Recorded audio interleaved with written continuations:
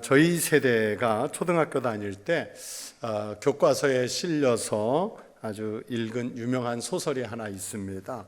19세기 미국의 유명한 소설가인 마크 트웨인의 왕자와 거지. 내용 다 기억하실 겁니다. 우리가 익히 잘 알고 있는 내용이지만 여러분의 기억을 되살리기 위해서 제가 아주 간단하게 한 번 더 내용을 좀 설명을 드리겠습니다. 아주 가난한 집에서 태어난 소년 톰이라는 아이가 있었고요. 또 이제 몇 주가 지나면 장차 영국의 왕이 될 에드워드라고 하는 어린 소년이 있었습니다. 그런데 이 가난한 집 아이 톰하고 왕자인 에드워드는 얼굴이 쌍둥이처럼 닮았어요. 우연히 그 쌍둥이처럼 닮은 이 두 아이가 우연히 옷을 바꾸어 입어보았다가 서로 운명이 바뀐 채로 몇 주간 전혀 다른 삶을 경험하게 된다 하는 그런 내용의 줄거리지요. 이 톰과 에드워드는 전혀 다른 아이들이지만 한날 한시에 태어났습니다. 어느 날 이 가난한 아이 톰이 숲이 우거진 길을 가다가 매일 책에서 보았던 커다란 궁전 같은 집을 봤습니다. 그런데 그 궁전 앞에 있던 문지기하고 그 앞을 지나다니던 사람들이 톰을 막 놀리지요. 그리고 희롱을 합니다. 구경을 합니다. 그때 마침 왕자 에드워드가 잠깐 밖에 나왔다가 그 장면을 보고 사람을 놀린다고 문지기들을 매우 심하게 야단을 쳤습니다. 그리고 그 톰을 자기가 있는 어떤 방으로 데리고 가서 아주 좋은 음식으로 잘 대접을 하지요. 그런데 둘이 이렇게 앉아서 보니까 톰하고 에드워드, 자기네 둘이 얼굴이 쌍둥이처럼 너무 닮은 거예요. 그래서 그 닮은 것에 놀라서 우리 옷을 바꿔 입어보자 해가지고 이 가난한 아이 톰하고 왕자인 에드워드가 한번 장난삼아 옷을 바꿔 입었습니다. 서로 옷을 바꿔 입다가 보니까 왕자가 이 거지 소년 톰의 손을 봤는데 상처가 나 있었어요. 아마 조금 전에 문지기들에게 놀림을 당하다가 상처를 입은 것 같아요. 그래서 이 에드워드 왕자가 밖으로 나가가지고 문지기들을 야단치려고 했는데 그 문지기들이 이 아이가 거지 소년인 줄 알고 완전히 밖으로 쫓아내지요. 방에서 기다리던 이 거지 소년 톰은 자기의 모습을 바라보면서 왕자가 빨리 오기를 기다리고 있는데 안 오는 거예요. 한참을 기다려도 왕자가 돌아오질 않습니다. 며칠 후 궁중의 시종들이 톰이 에드워드 왕자라고 생각을 해서 이제 왕 즉위식을 하려고 하죠. 그 소식을 들은 에드워드 왕자는 자기가 진짜 왕자라고 막 사람들에게 얘기하는데 구경꾼들은 이 에드워드가 미쳤다고 생각하면서 여전히 놀립니다. 여러 가지 그 사이 우여곡절을 겪은 끝에 마일스 핸든이라는 사람의 도움으로 에드워드는 왕자의 자리를 되찾고 그리고 드디어 왕 위에 오르게 되는데 에드워드는 자기하고 얼굴이 똑같이 닮은 이 톰 소년을 데리고 와서 자기 아주 절친한 친구로 지내게 됐다. 우리가 잘 아는 왕자와 거지, 그 소설의 내용입니다. 여러분, 이 소설에서 이 두 사람 톰과 에드워드와 톰은 각각 자기네들의 잠깐의 신분 변화에 대해서 매우 당황해하고 놀랍니다. 거지였던 소녀는 왕자가 되었을 때에 그 가지게 되는 권위와 그리고 왕자로서 누릴 수 있는 혜택들에 대해서 깜짝 놀라게 되고, 또 반대로 왕자였던 소년 에드워드는 자기가 직접 거지가 된 다음에 그 자기가 평소 대수롭지 않게 여겼던 그 왕자의 신분이 얼마나 중요하고 또 잘 지켜야 하는 자리인지를 뒤늦게 깨닫게 됩니다. 저는 이 소설을 생각하면서 한번 우리들의 신앙을 생각해 봤습니다. 여러분, 이런 상황을 신앙적으로 한번 생각해 보십시오. 우리가 죄인이었을 때의 신분은 이루 말할 수 없는 정말 비참한 처참한 형편이었습니다. 그런데도 사람들은요, 아직도 자기 자신의 신분이 얼마나 비천함한지, 그 신분이 얼마나 고통스러운 일인지를 전혀 깨닫지 못한 채로 살아가요. 그냥 이 신분으로 살면 되는 줄로 알아요. 그런데 죄인의 비참한 신분이었던 사람들을 예수님께서 십자가에 달려 죽으심으로 말미암아서 우리가 구원을 받게 됐습니다. 구원받은 성도들은요, 마치 거지에서 왕자가 되듯이 그런 신분이 변하는 역사가 일어나는 거예요. 절대 스스로는 의인이 될 수 없었던 사람들이 그리스도 안에서 의인이 될 길이 열렸습니다. 영원히 죽을 사람이었는데 예수님의 부활하심으로 우리도 영원히 사는 영생의 생명을 얻게 됐습니다. 지옥에 갈 사람들이 천국에 갈 수 있는 통로를 열었습니다. 또 이 세상에서 절대 얻을 수 없는 놀라운 신분의 상승, 내 신분의 변화를 구원받은 사람들이 갖게 되는 거예요. 이것이 바로 구원받은 사람들이 누리는 하나님의 은혜입니다. 여러분, 우리가 구원받기 전에는 영적인 면에서요, 하나님과 단절되어 있던 사람들이에요. 여러분 모두가 다 하나님과 단절되어 있던 사람들이에요. 하나님 없이 사는 어리석은 백성이 되다 보니 영적인 삶이 없어지고 오직 육체대로 행하면서 살게 됐습니다. 다윗은 시편 14편 1절에서 이런 상황에 대해 이렇게 고백했습니다. 어리석은 자는 그의 마음에 이르기를 하나님이 없다 하는도다. 그들은 부패하고 그 행실이 가증하니 선을 행하는 자가 없도다.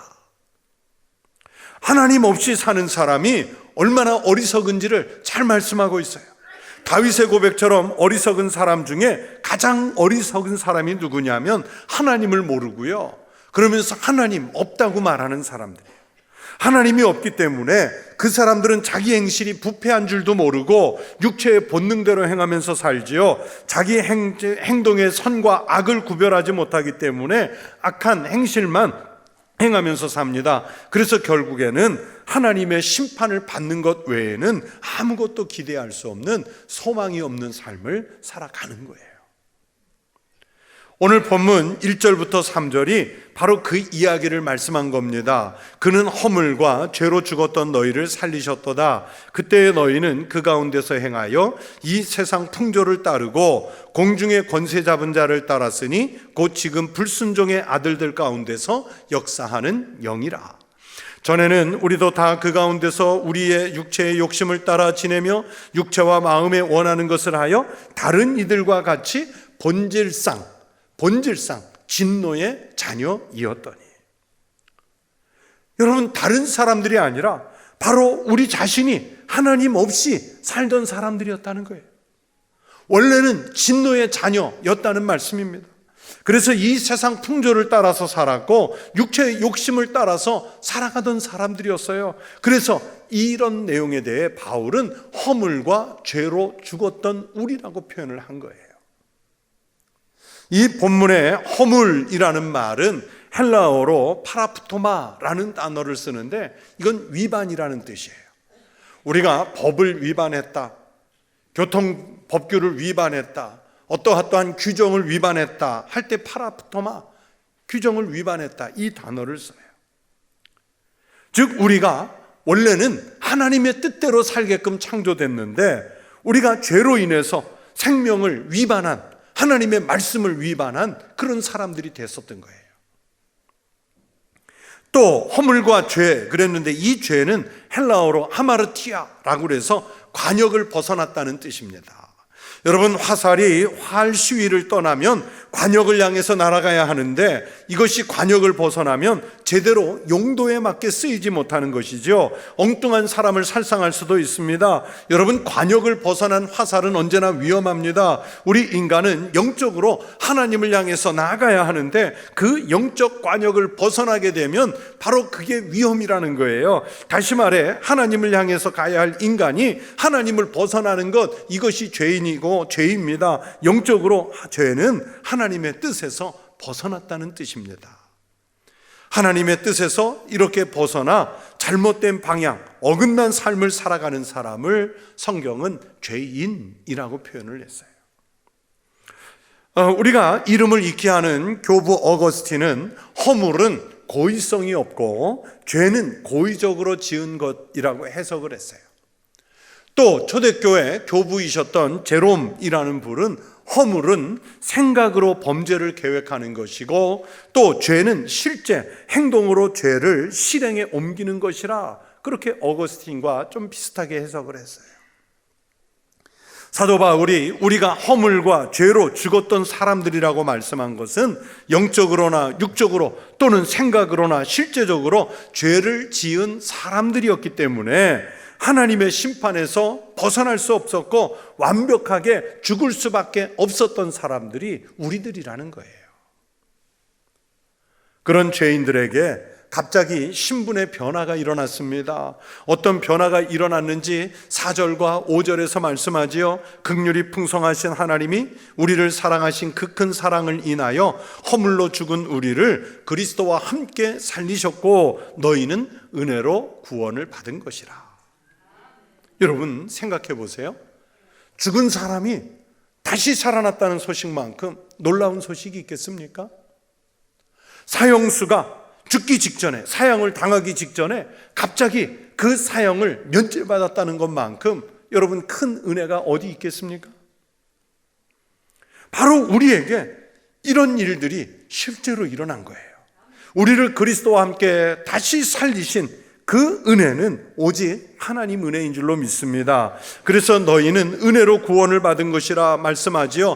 8절에서도 이것을 다시 한번 강조해서 말씀합니다. 너희는 그 은혜에 의하여 믿음으로 말미암아 구원을 받았으니 이것은 너희에게서 난 것이 아니요 하나님의 선물이라.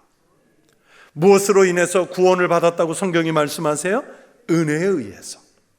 여러분 이 은혜에 의한 구원을 누구의 선물입니까? 하나님의 선물입니다. 그래서 구원은 우리가 이룬 것이 아니라 절대적으로 하나님이 선물로 주신 은혜의 결과가 됐습니다. 여러분 선물이 뭐예요? 선물 받아보셨지 않습니까? 선물이 뭐예요? 여러분 물건을 돈을 주고 사면 그건 구매한 것이지 선물이 아니잖아요. 예를 들어서 만약 우리 집에 어린아이가 또는 손자 손녀가 과자를 산다고 가게에 가서 돈을 주고 자기가 먹고 싶은 과자를 사갖고 와서 집에 와서 그러는 거예요. 할머니 할아버지 아니면 엄마 아빠 저 과자 선물 받았어요. 그렇게 말하면 그 말 틀린 말이지요. 그런데 아이가 돈을 가지고 가서 자기가 원하는 과자를 하나 샀는데 그 집 주인이 보니까 잘하는 집 아이 딸이란 말이에요. 애가 또 귀엽고 사랑스러우니까 야 너 그거 말고 아줌마가 선물 하나 더 줄게 해서 다른 과자를 돈도 안 받고 그냥 더 주면 그게 선물이지요. 그렇죠? 선물은 값을 치르고 받는 게 아니에요. 구원이 하나님의 은혜로 주신 선물이라면 그 구원의 값은요 하나님께서 이미 다 감당을 하시고 우리에게는 무상으로 주셨다는 뜻이지요. 여러분 그 구원을 위해서 여러분이 치른 값이 무엇이 있습니까? 생명을 얻는 대가로 얼마만큼의 값을 내야 합니까? 1천만 원을 내면 되겠습니까? 평생 하나님 앞에 1억 원을 헌금하면 저절로 구원을 받겠습니까? 전 재산을 투입하면 구원을 받을 수 있겠습니까? 아니면 여러분이 구원을 받기 위해서 무슨 위대한 일을 하신 게 있습니까? 모든 사람들에게 인정을 받을 만한 깜짝 놀랄 만한 그런 공로를 세우신 게 있으십니까? 구원을 받기 위해서 내 인생에서 가장 필요한 무엇을 여러분은 희생하신 게 있습니까? 그런 것으로 구원의 값을 매길 수는 없어요. 우리가 구원을 받기 위해 즉 생명을 얻기 위해서 인간적인 그 무엇으로도 값을 대신할 수 있는 것이 아무것도 없습니다. 그래서 본문 8절에서 구원이 너희에게서 난 것이 아니오 라고 말씀했어요. 우리에게서는 도무지 이 구원의 값을 낼 능력이 없다는 뜻입니다. 하나님께서 인류의 죄를 구속하기 위해서 나 같은 죄인 한 사람을 구원하시기 위해서 독생자 예수님을 십자가에 달리게 하셨습니다. 하나님 자신의 생명을 값으로 지불하신 거예요. 그래서 은혜입니다. 8절에서 하나님의 선물이라고 말씀했습니다. 우리에게 무슨 자격이나 공로가 있어서 우리가 구원을 받아 예배당에 앉아 있는 것이 아니라 하나님의 주권적인 은혜로 선택해 주셨기 때문에 구원을 받게 됐습니다. 그래서 하나님의 선물이에요. 오늘 성경을 보시면 다만 우리에게 요구하는 것이 있다면 이 엄청난 복음의 진리, 은혜를 믿을 수 있는 믿음뿐입니다. 뇌물이 아닌 선물을 받으면 감사합니다 하고 고맙다는 마음을 표하고 받으면 되는 거예요. 선물을 주는 분의 본의를 이해하지 못해서 지나치게 됐습니다, 안 주셔도 됩니다, 거절합니다. 여러분, 그거 기분 나빠하는 거 바른 태도 아니에요. 하나님이 주시는 은혜의 선물에 대해서 우리는 감사함으로 받으면 됩니다. 여러분, 그 감사함으로 받는 것 자체가 믿음이에요. 구원을 주신 은혜에 합당한 삶을 살면 되는 것입니다. 생명을 걸고 선물을 주셨는데 아직도 불순종의 사람들은 그것을 받아들이지 못하는 거예요. 또 심지어 예배당 안에 우리가 앉아 있으면서도 내가 주님으로부터 구원을 선물로 받아서 내 신분이 변화된 것에 대한 그 엄청난 가치를 못 알아본 채로 앉아 있는 사람들도 있어요. 생명의 선물의 값을 알지도 못하고 여전히 진노의 자녀로 머무는 사람들은 하나님이 선물로 주신 그 가치, 그 값을 잘 모르는 거예요. 제가 홍콩에서 살 때 한국에서 오시는 귀한 어르신 목사님이나 선생님 이런 분들에게 좋은 차를, 제가 단골로 이렇게 정해놓고 가는 집에서 좋은 차를 사가지고 선물을 드릴 때가 있었어요. 그건 이제 중국차를 이렇게 드리는데, 그런데 많은 분들이요, 이 중국차라고 하면 당연히 똑같은 중국차겠지, 차가 차지, 그냥 그러면서 이렇게 받는 표정일 때가 있어요. 그래서 선물을 줄 때 이게 얼마나 귀한 것인지 가격을 알려드리면 안 되는데, 제가 지금 목사님께 드리는 선물이 얼마나 귀한 것인지 50g짜리 또는 100g짜리 얼마 안 되잖아요. 조그만데 요거 사실은 얼마짜리입니다. 그러면 눈이 다 커져요. 그래요. 그러면서 그렇게 귀한 거냐고. 그러다가 나중에 한국에서 만나거나 또는 연락 오기를 차가 비싸서 그런지 맛있어 그래요. 그게 비싸서 맛있는 게 아니고 차가 가치가 있는 거여서 맛있는 거예요. 근데 사람들은 대부분 비싼 거라고 해서 맛있다고 생각해요. 그 가치를 모르면 그게 얼마나 소중한 건지를 잘 모르는 거예요. 저도요, 실제로 선물의 가치를 잘 몰라가지고 황당한 실수를 한 적이 있습니다. 제가 부목사로 있을 때 교회 한 성도 가정이 미국을 여행 갔다 이렇게 한 달 가까이 갔다 오시면서 목회자인 저를 생각해서 귀한 선물을 주셨는데 아주 멋진 포장지를 뜯어보니까 멋진 수성펜이 들어있었어요. 영어로 개런티라고 그래서 품질 보증서도 그 안에 들어있었고, 그리고 지금 있는 심을 다 쓰고 나면 교환해서 쓰라고 여분의 심까지 하나 들어있었는데, 이 그립감이라고 그러죠. 손에 쥐는 감촉이 너무 좋고, 또 펜도 깨끗하게 글씨가 잘 나가고 잘 써지고 오랫동안 잘 썼어요. 그런데 우리 보통 어떻게 합니까? 이제 그 심 2개를 다 쓰고 나니까 제가 그 펜을 어떻게 했을까요? 버렸죠. 당연히 버렸죠. 근데 나중에 보니까 그 펜이 몽블랑이었던 거예요. 정말로 몽블랑이었어요. 그 당시의 환율로도요 200불이 넘는 고가의 수성펜이었어요. 그런데 그 가치를 몰랐기 때문에, 만약에 제가 그 가치를 알았다면 지금도 아마 펜 심을 바꿔가면서 여전히 쓰고 있었을 거예요. 근데 그게 얼마나 귀한 펜인지, 그게 얼마나 명품인지를 제가 모르고 그냥 심 다 썼다고, 잉크 다 썼다고 버리고 만 거예요. 얼마나 미련합니까? 여러분, 사람이요 귀한 선물을 받고도요 가치를 모르면 그렇게 버리는 거예요. 알지를 못해요. 그런데 여러분, 우리가 물건은 그렇다 쳐도 여러분 생명까지 그렇게 미련하게 버리면 안 되지 않습니까? 하나님이 구원하신 생명의 가치, 구원의 은혜를 몰라서 지옥으로 내 생명을 던져버린다면 여러분, 이건 영원한 형벌이에요. 다시 찾아올 수도 없습니다. 나중에 후회하고 사려고 해도 다시 살 수 있는 길이 전혀 없습니다. 순종의 자녀가 돼서 믿음을 영접하고 영생을 얻는 성도, 구원의 가치와 그 확신을 갖는 성도들이 되시기를 축원합니다. 여러분이 구원을 받고 믿음 생활하시면서 정말 주의 깊게 조심해야 하는 태도가 있습니다. 바로 겸손입니다. 오늘 본문에서 사도 바울이 말씀하지요. 구원받은 사람들에게 9절에서 말씀합니다. 행위에서 난 것이 아니니 이는 누구든지 자랑하지 못하게 함이라.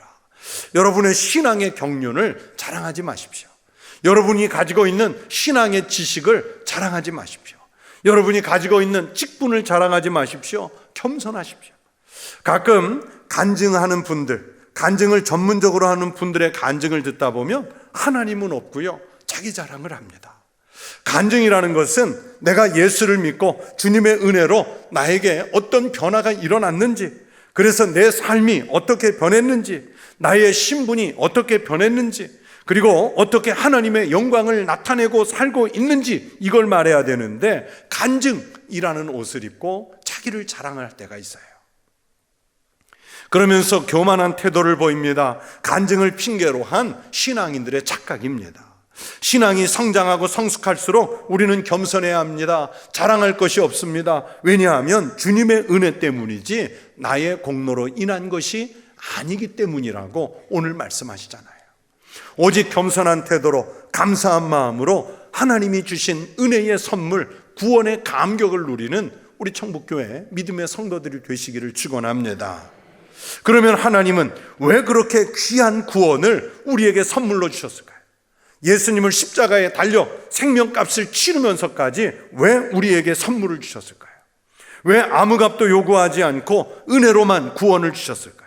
사도 바울은 그 이유를 이렇게 10절에서 설명합니다. 우리는 그가 만드신 바라 그리스도 예수 안에서 선한 일을 위하여 지으심을 받은 자니 이 일은 하나님이 전에 예비하사 우리로 그 가운데서 행하게 하려 하심이니라. 하나님께서 우리를 구원하신 것은요, 우리를 통해서 하나님의 선한 일을 도모하기 위해서랍니다. 그래서 그리스도인은 구원받은 은혜에 감사해서 하나님이 기뻐하시는 삶을 살아야 합니다. 하나님께 영광을 돌리는 삶을 살아야 합니다. 그것이 우리가 선물을 주신 분의 뜻을 따라서 사는 길인 줄로 믿습니다. 많은 그리스도인들이 순서를 바꾸어 또는 순서를 잃어버릴 때가 있습니다. 내가 교회와 사회에서 열심히 봉사해서 하나님께 인정도 받고 교회와 사람들에게 인정을 받아야지 하는 마음에서 봉사하는 분들이 있어요. 직분을 감당하는 분들이 있어요. 그러다가 사람들이 몰라주거나 목회자가 몰라주거나 교회에서 제대로 인정을 받지 못하면, 사회에서 인정받지 못하면 섭섭해하는 경우 있습니다. 우리가 봉사를 값으로 여기기 때문입니다. 그 봉사를 통해 어떤 보상을 기대하고 있기 때문이에요. 우리가 구원을 받았기 때문에 너무 감사해서 정말 은혜를 갚는 마음으로 열심히 하는 거예요. 오히려 어떤 대가를 받고 하는 것보다 더 열심히 하는 거예요. 왜냐하면 이미 우리는 구원이라는 생명의 값을 은혜로 받았기 때문입니다. 이 땅에 사는 무수한 사람들이 자신들이 왜 사는지 질문을 해왔고 지금도 하고 있습니다. 그런데 뾰족한 답이 없습니다. 그러나 분명한 사실은 이 세상에 존재하는 것은 다 존재하는 이유가 있습니다. 여러분이 존재하는 것은 다 존재하는 이유가 있습니다. 산은 산이 존재하는 이유가 있고요, 바다는 바다로서 존재하는 이유가 있고요, 미천한 짐승도 짐승으로서 존재하는 이유가 있습니다. 여러분, 우리 눈에 제대로 띄지 않는 아주 작은 미생물조차도 다 존재하는 이유가 있기 때문에 존재하는 거예요. 하물며 하나님의 창조물인 사람이 존재하는 이유가 없겠습니까? 이 세상에 존재하는 모든 사람들은 한 명도 예외 없이 존재하는 이유가 있습니다. 단지 돈을 잘 벌고 잘 먹고 잘 살기 위해 또는 유명해지기 위해 존재하는 게 아닙니다. 그런데도 많은 사람들은 자신들의 존재 이유를 깨닫지 못하고 살지요. 왜 그렇습니까? 존재의 목적을 자기 자신에게서 찾으려고 하기 때문입니다. 만약에 여러분 아프리카 정글 안에 있는 원주민들에게 최신 가전제품을 주고서 이거 사용해봐라 그러면 아무리 훑어봐도 그 이해 못해요. 그 가전제품의 원리에 대해서 설명을 해주고 설명서를 볼 수 있도록, 그리고 전기를 끌어다 주는 그런 것들이 있어야 돼요. 설명서에 이 제품이 어떤 용도로 쓰이는지 분명하게 쓰여 있지요. 그 설명서가 진짜인지 아닌지는 그대로 해보면 되잖아요. 사람이 왜 존재하는가? 여러분, 우리 인생의 사용 설명서는 다른 데 있지 않아요. 우리 존재 이유는 다른 데 있지 않아요. 성경에 기록되어 있습니다. 말씀에 순종해서 말씀대로 살았더니, 하나님께 영광을 돌리며 살았더니 행복했다는 것을 믿음의 선진들이 성경에 밝혀뒀어요. 성경대로 사는 사람들은 그 누구도 인생의 허물을 말하거나 비관적인 말을 하지 않습니다. 모두가 참 행복했다고 말합니다. 그러고 나서 나중에 천국에서 만나자, 그렇게 말하잖아요. 우리가 인생을 가장 잘 사는 방법이 성경 속에 있습니다. 그 중에 대표적인 말씀이 바로 오늘 본문 10절의 말씀이지요. 우리는 그가 만드신 바라 그리스도 예수 안에서 선한 일을 위하여 지으심을 받은 자니. 이게 존재의 목적이에요. 하나님이 지으신 것을 믿고 예수님 안에서 하나님의 뜻을 이루는 선한 삶을 사는 것이 가장 행복한 길이고 생명의 길이고 우리의 존재 이유라는 것을 오늘 성경이 말씀하시는 거예요. 여러분, 무슨 말을 할 때나 어떤 행동을 할 때나 무엇인가를 결정해야 할 때 그것이 하나님을 기쁘시게 하는 선한 일인지를 물으십시오. 그래서 하나님이 기뻐하실 일이라면 다소 힘들더라도, 손해를 보고 희생을 하더라도 하십시오. 그러면 하나님이 그것을 갚으실 줄로 믿습니다. 반대로 내게 아무리 좋은 것이라도, 큰 돈을 가져다 주는 것이라도, 그 일로 명예를 얻는 일이라도 하나님이 기뻐하시지 않는다면 과감하게 포기하는 용기를 내보십시오. 분명 하나님께서 내가 포기한 것보다 더 좋은 것으로 보상해 주실 줄로 믿습니다. 여러분, 성경은 우리가 하나님께로 가는 구원의 길이 분명히 있다고 말씀하죠. 만약에 여러분의 부모님이 수억 원의 재산을, 돈을 모아 저축해 놓으셨는데 어디다가 두었는지 깜빡 잊어버리고 그냥 돌아가셨어요. 분명 집안 어딘가 감추어 두셨는데 그걸 잊어버리셨어요. 그러면 여러분 어떻게 하겠어요? 마루도 뜯어보고 벽지도 뜯어내보고 지붕 천장도 뜯어내보고 심지어 벽돌 한 장 한 장을 뽑아가면서까지라도 그거 찾아보려고 할 것 아니겠어요? 그런데 그것보다 훨씬 더 귀한 생명을 구원하는 문제에 대해서는 어떻게 대처하고 있습니까? 찾으면 좋고 못 찾으면 말고, 내 신분이 어떻게 상승하고 어떻게 변화됐는지 깨달으면 좋고 모르면 그대로 살면 되고. 여러분, 그것은 아니지 않습니까? 성경은 분명히 구원은 행위에서 난 것도 아니고 사람에게서 난 것도 아니라고 말씀해요. 하나님의 선물로 주신 세상의 어느 것과 비교할 수 없는 가장 값진 것인 줄로 믿습니다. 이 하나님의 구원의 선물 때문에 우리의 신분이 진노의 자녀에서 하나님의 자녀로, 지옥의 자식에서 천국의 백성으로 변화가 일어난 줄로 믿습니다. 이 구원받은 소중한 생명으로 하나님께 영광을 돌리는 믿음의 삶을 사는 성도들이 되시기를 주의 이름으로 축원합니다. 하나님 은혜 의지에서 살아가는 참 복된 성도들 되시기를 주의 이름으로 축원합니다. 기도하겠습니다.